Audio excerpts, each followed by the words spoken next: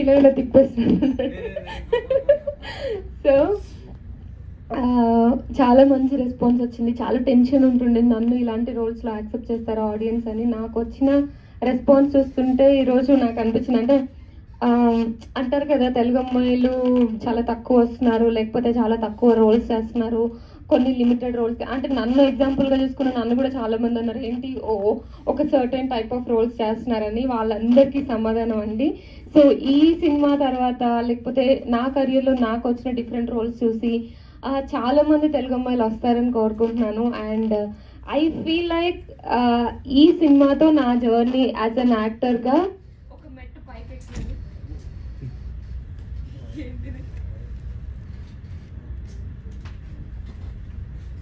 connection problem